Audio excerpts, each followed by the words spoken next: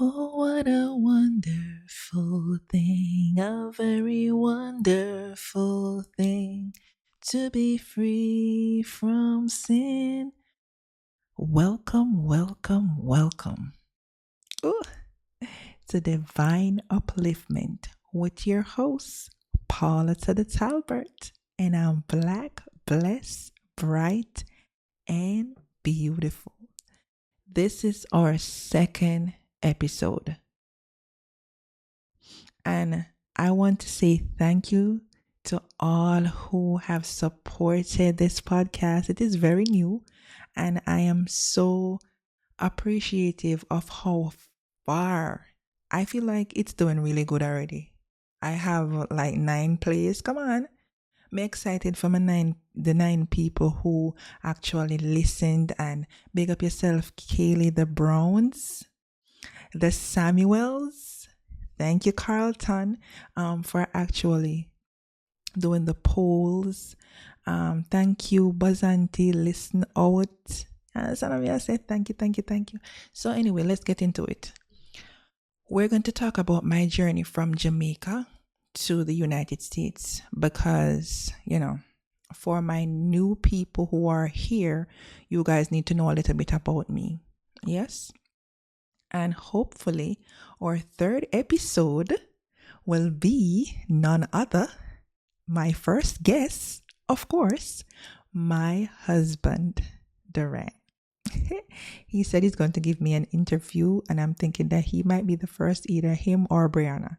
So either I'm going to do an interview with one of them. So it's either Brianna or my husband. We're going to see which one comes on. I am excited. Whoa, this feels nice. Over here, so feel sweet. So yes, let's get into it.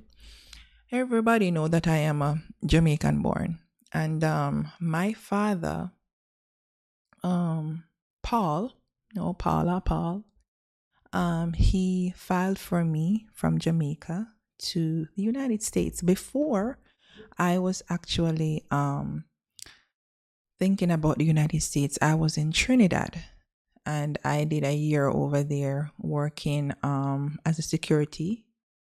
And mhm, at that time, Mr. White, as I have invited you guys, you know who Mr. White is already. He had gave me an opportunity to go over there and and try to do something for myself. But in the midst of that, I got a phone call from my father who said that the filing was coming along well, because I've been on filing for like 7 years. So the 8th year, he said I had to come back to Jamaica and deal with the filing. And so I came to Jamaica and got the filing up and running. When I came to America, hmm, a lot of us Jamaicans are really pushing yourselves to come to America, and that's awesome, because I feel like the opportunity that I have received to come to America was one that was well needed for my family. And but I'm telling you, if you're coming with the mindset that you're going to pick up where you left off from Jamaica, this is not for you. And I'm being honest. I'm not saying everybody has the same pathway, but majority of us come here and expect this American dream. I'll say it like that. And sometimes it is not quite what we expect it to be. I'm a hard worker, and way before I knew who I was going to be in life, I always want to do things for myself. Like, I never wanted somebody to say that you handed me this or you handed me that. I'm always trying. And even if there's a no A, at least I tried. But when I came to the United States in 2016, I was pregnant with my second son, Xavier Talbert. I had my first child, Tyreek, in Jamaica, and he was about 8 years old when I leave Jamaica. And so I was pregnant with Xavier. And when I came here, I thought that, I was going to get a job, I was going to go back to school. I was going to be this great nurse, and, I was going to make all this money.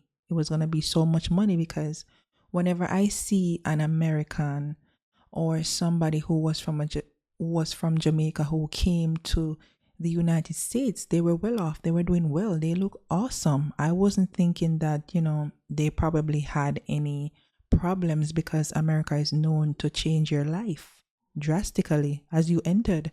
That is what was in my mind. Well, God had other plans for me. The pregnancy with Xavier was a lot. I mean, it was a lot. My husband was in Jamaica with Tyreek, and I couldn't help them with nothing because I didn't know that for a whole year I would not have a job. You see how we humans make plans for this awesome, wonderful opportunity, and we are not thinking that there are going to be any problems. We say this is what is going to happen, and we stick by it because, yeah, me I got foreign, and I'm going to make something of myself, and I'm going to come and help everybody because foreign change you. Foreign give you money just like that. We're not thinking of what we're going to do. We're thinking about all that money we're going to leave and we're going to make, and how awesome we're going to look when we come back home. Because who want to come to America and not go back home to show people how you have grown and how you are making money and you're better now than before? That was not the case for me. That was not the case for me. I got pregnant, basically, of course, from Jamaica. And I went to the doctor. They say, yes, Miss Anderson, you're pregnant. Congratulations. And I am, pregnant. I had a suspicion that I was pregnant because I told my father's wife about it before I even told my father. And she took me to the hospital, well, to a little place. I forgot the place that she took me to find out, if I was really pregnant. Yes, I was pregnant. Whoa. Let me tell you something. If you are coming to America, I'm telling you, be very sure that you want to come to America. This is for people who have no idea who these people are in Jamaica, your family. Like, they could change in a split second. I am so happy for the people who come to America and they never experience getting put out, getting bad treatment, getting discouraged. I am so happy for the people who actually have that family member who look out for them 100% and help them to see what America is all about, the system, your social security, how to build your credit, getting you into a good job, spending wisely, saving, not just hurrying up to go back home to spend the little money that you have, putting you in your first apartment, stuff like that. And a lot of people will say that's a lot. Like, I was here living my life. You decided to come, so you're on your own.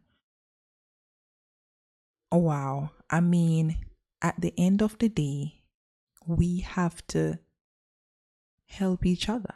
This is what this is all about, helping each other. This is not coming to take you out of your comfort zone or whatever the case may be. This is actually, we're helping each other because you signed that affidavit of support. You filed for me. So I am your responsibility. I'm coming to a place where I don't know nothing about Uber. I don't know nothing about Lyft. I don't know nothing. So anyway, I had gestational diabetes. I was having a little bit of preeclampsia where I had um, numbness in my legs where I had to keep them elevated, and I had high blood pressure where I had to take my blood pressure occasionally because if your blood pressure is elevated, then you have to have induced labor because the blood pressure is actually making you have preeclampsia. You know, you're in a bad state. So all my pregnancy, I couldn't work like anybody else. I had to sit home, and sitting home, you're thinking a lot. For me, that was God putting me down and showing me what is happening around me. The plans that I had were through the roof, then gone. I had to now think what's going to happen when the baby is born. How do I work? Because here in the United States, I mean, you have to have some form of daycare, somebody watching your child. How will that happen? How will I provide for the child? Where will I live? It's a lot of questions going on in my mind because it's not me by myself anymore. Yes. Anyway, it so happened that it so happened that I had the baby. Went through all of that, had the baby, and I nearly died. When I had the baby, my body started going through shock. As I told you, I had preeclampsia. They placed a lot. My temperature was through the roof. They put a lot of warm blanket on me. I was still shaking. They didn't know what to do. My stepmother, she actually prayed for me and put the baby on my skin. And I started to calm down a bit, Xavier was in the world. He was here. What am I going to do? Duran and I had a conversation, and we decided that he had to go to Jamaica because my father and I, we didn't have the great relationship. As I say, you have to be certain of the person you're coming to and what their expectations are of you, because you're coming into their house to live. Yes. And so basically, Xavier had to wait until he was 6 months, to travel. It was better for Tally to keep him. So I had to wait on the passport, had to wait on taxes to be filed. And I took Xavier to Jamaica. One of the hardest things I had to do. I had him for 6 months and I had to let him go. I had to give him to his father. When I come here, before Xavier went to Jamaica, I was actually applying for jobs and I was getting the calls, the interviews, everything. Ooh. And I had to, act like I didn't do anything because I was just testing. I was just trying so that when he's gone, I could just come into something. When Xavier went to Jamaica and I came back to the United States, I couldn't find not one job. I applied for Walmart. And when I applied for Walmart, they came through. It was a part-time job at the time. And I actually got through with that job. You understand? And I remember going in, my first job in the United States, they were paying me $11 an hour and $12 when I get my job because I was doing frozen and dairy. So $11 an hour, 3 days for the week. So I wanted a second job.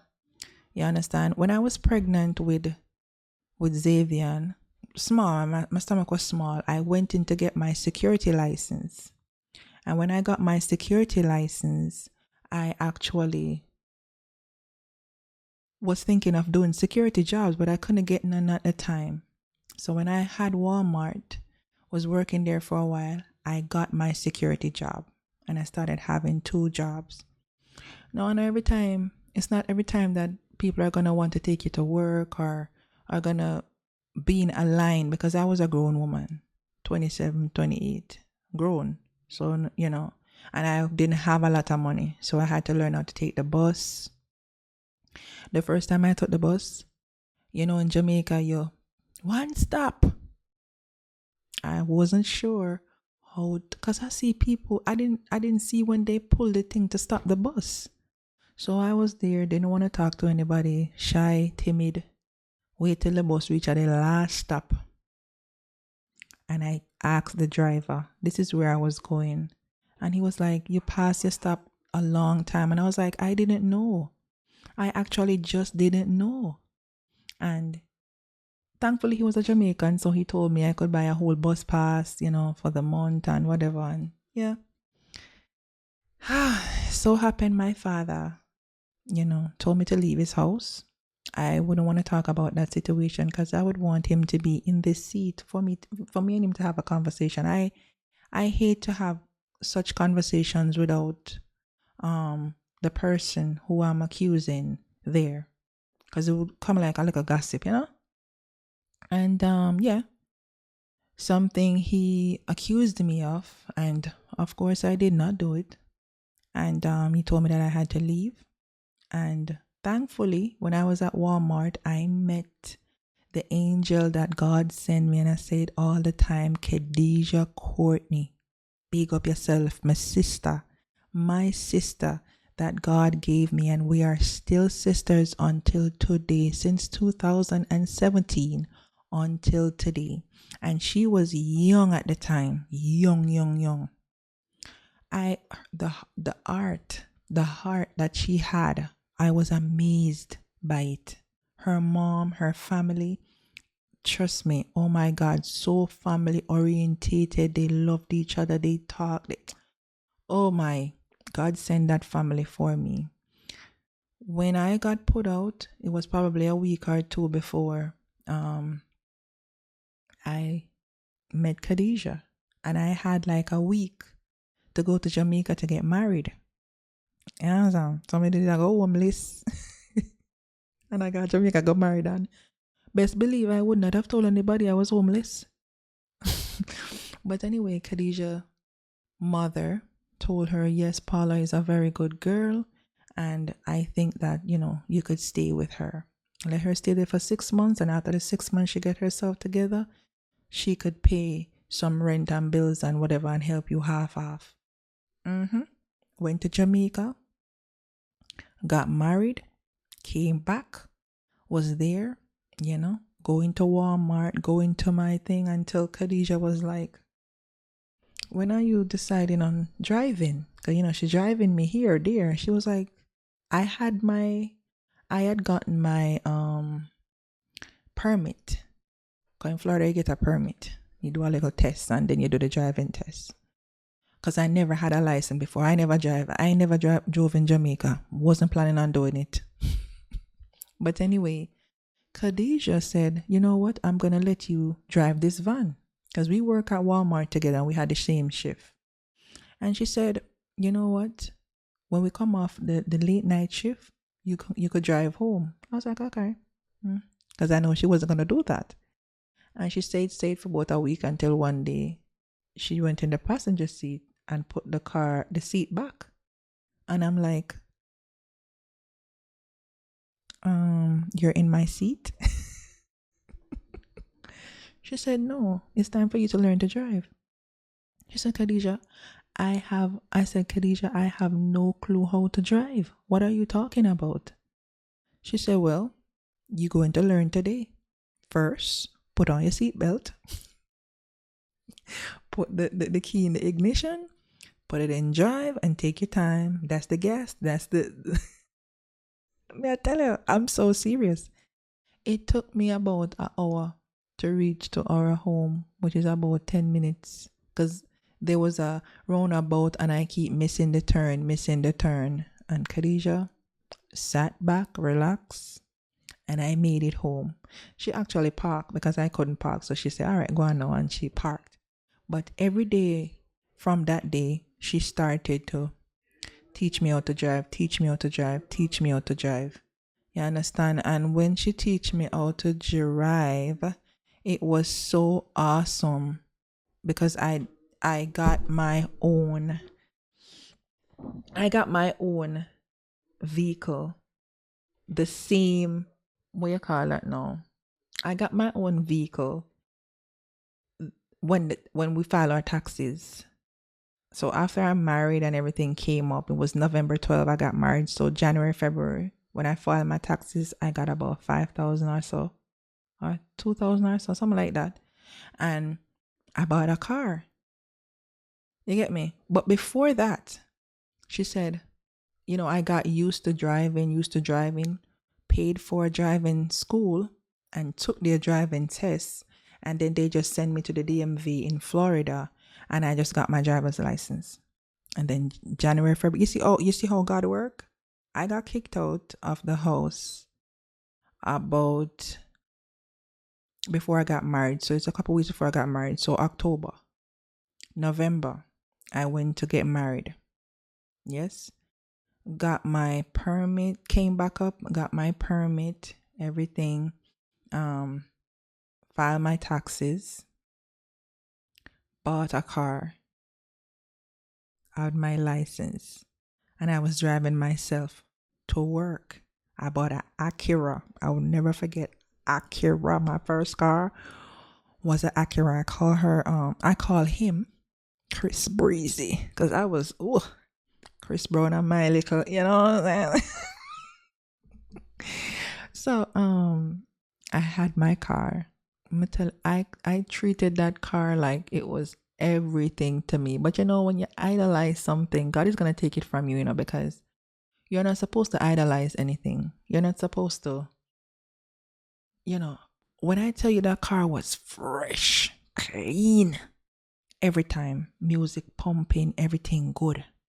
Yes. And it so happened one day,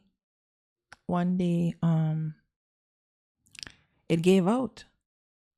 And something, let me rewind. There are a lot of things that Khadijah did. When I call her my angel, I want you to know why I said that was the angel that God sent me. I remember when Khadijah was going home and, she was living with her cousin at the time. And, they were roommates. So I had to stay on her side. And her roommate, he didn't know me, so he didn't want to leave me in the house like that. So I had to stay back. And because I had to work, I needed the money. And I had no money to actually stay in a hotel because she was leaving for the weekend. And I'm like, oh my God, what am I going to do? It's like I'm getting put out again, but not in that way. Khadijah was I think she was about 22, 23. And Khadijah she was thinking about it for so long. She said to me, you know what? Because she knew that she's the one who would take me to work. This was before I had a vehicle or anything, because she had to use her vehicle to drive to Palm Beach to visit her people. And I'm going to tell you what she did. She said, there's a hotel by Walmart. You're just going to be there for the weekend. I'll be back on Sunday. Friday, Saturday, Sunday, I'll be back.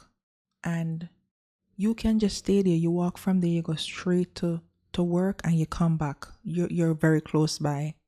So you don't have to think about taking the bus or whatever the case may be, because, our home is a little bit away, 5-10 minutes driving, but, on a bus, it's going to take you a longer time. And she paid for that hotel. I didn't have any money. She paid for that hotel. And I remember staying in that hotel and I was crying. I was like, my father never called. Nobody called, check up on me. It was only Kaylee. Kaylee was, oh my God. Kaylee would call me and she would visit me at work and she would be like, I'm still your sister. I'm still, Kaylee, you don't understand how much you mean to me. And we are still sisters until today. I tell people, it's the people who stay with you through the times when nobody will. When somebody actually accuse you of things and you could have went to the crowd, you could join them and hate on that person because you don't know if they're telling the truth or not, but you want to be on the safe side because everybody is on this side. But she chose to be here with me. knowing that it probably would be against her family. You're talking to her. Why you talking to her? You understand? And I respect you for that, Keely. I do. Um, a lot of people don't know how hard the journey was for me, what I was thinking.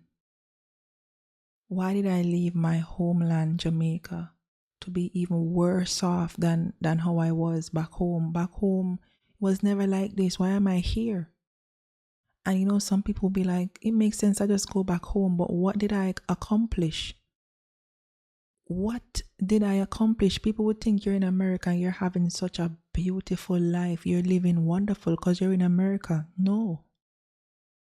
It all depends on who you are surrounded with, because people don't help people here.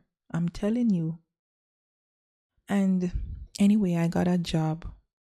I went and take a class online for home health aid because I heard that being a home health aid, you could get like one client and, you get more money, $15, $16 an hour, sometimes $20 an hour. And I'm like, okay, I have my own car and I was getting it in. Chris Breezy, yes, I was. I don't sleep. I'm always at work. If it's not Walmart, it's this work, it's the security, and no, it's the home health aid job. Because I had to make the money. I had car note, I had a car insurance, I had rent, light, food, gas. You understand? And I remember driving my car and the car started to pull me back and forth, back and forth, At this time, I was in church. I wasn't all the way in, but I was in church. I didn't want it to miss church. I was in church when I could. And I had a lot of faith. Like, this is going to happen for me. That is going to happen. This into that goes that. I had to depend on me. You understand?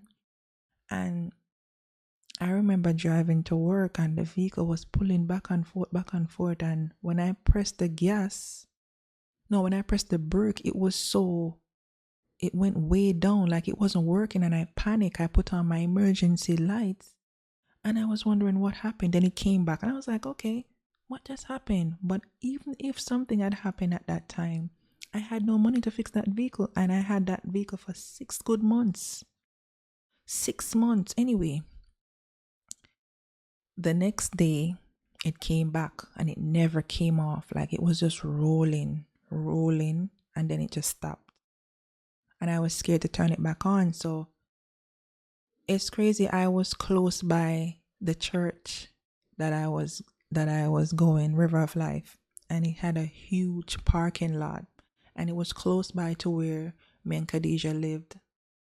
And I parked the car there, and I came out and I was mad. And I started screaming and I was crying. I said, why is this happening to me? What have I done? Why is God doing me like this? I just got this car. Like, what am I going to do? I am broke. I have no money to fix it, even if something happened to it. Then I started to think, let me go back to the place where I get it from. It wasn't a dealership. It was them buy here, pay here place. And I went there and went to the mechanic. And I said, something is wrong with the car. I called Khadijah. I was crying. She was like, Paula, you need to just calm down and see what's happening, what you can do. Let she call her uncle. The uncle said, why don't you trade it in? Let them trade it in for something else. Okay, no problem. I asked them about the trading. They said, it's past 6 months. We can't trade it in no more. And they were moving. Yeah, and they were actually moving. Yes. And I was like, where y'all moving at? What's happening? Why y'all moving? And they were like, we found a different spot.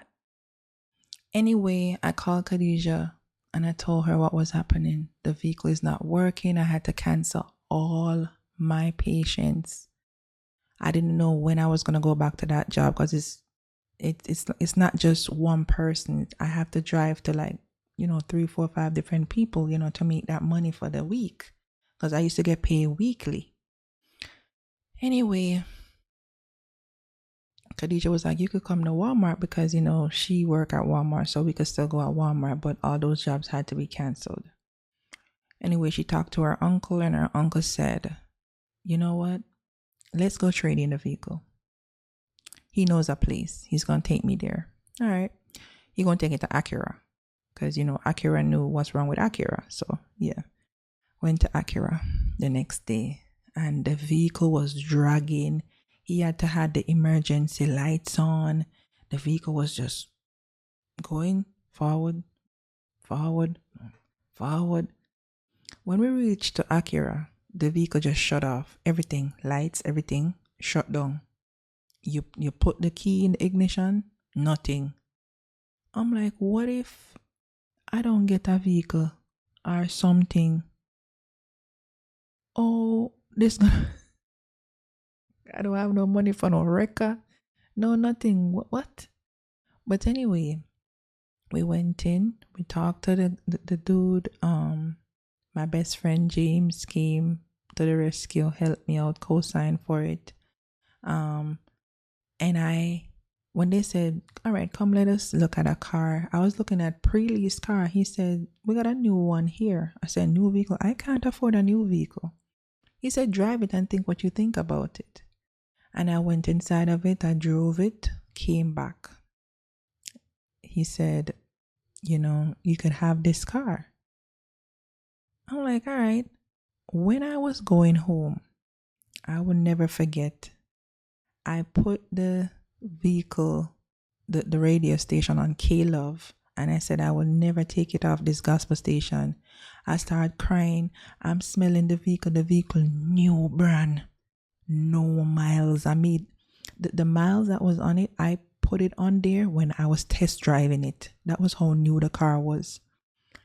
People, here in America, it's gonna test your faith, your everything inside of you.